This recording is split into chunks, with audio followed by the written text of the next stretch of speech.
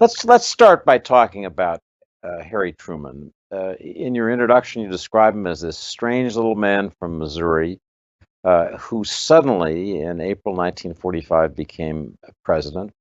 You and I have talked about how American sailors at sea wept when they heard the news that Franklin Roosevelt was dead. They knew so little about Truman.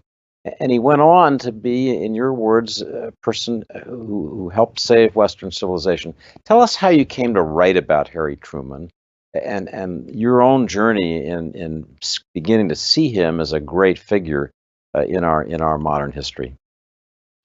Well, it's interesting. You talk about the reaction to the death of FDR, that sailors wept when they heard of his death. I remember my mother, when I was younger, telling me that they were from rural Georgia. They would not have survived the Great Depression, most likely, without FDR and the New Deal, and helping him out. She was born in 1932, the fourth child, and said that it was just they were struggling. And when FDR died, she said that everybody in Dalton, Georgia, everybody where she was, were scared. It was like she said it was like a king dying. It was he had gotten America through so much, and it's interesting though.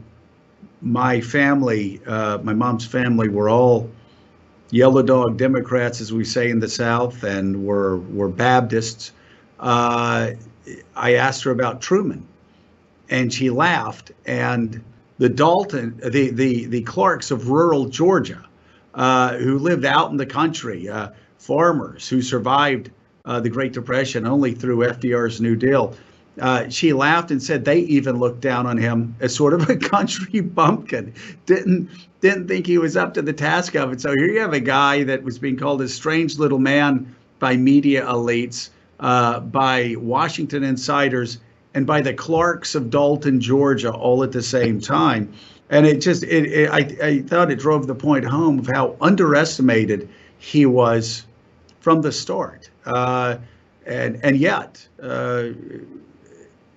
I think most historians now would consider him a great or a near great president if you look at his foreign policy achievements, because the world that we live in because of Harry Truman. I had been pulled to Truman for that reason. Sort of the populist in me loved that story, but also I loved having a picture of a Democrat and a Republican.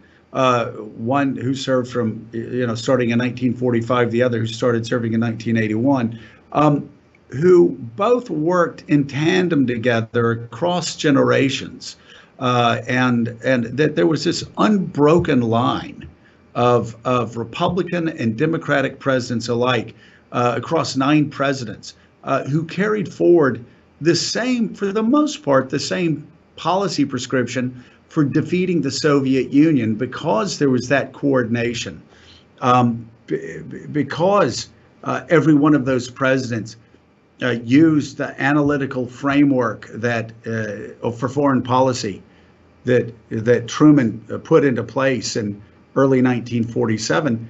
We ended up defeating the Soviet Union. And I thought it was a remarkable achievement for the country, a remarkable achievement for our diplomats, but also a remarkable achievement for Republican and Democratic politicians alike. The story of Harry Truman is really the story of bipartisan cooperation.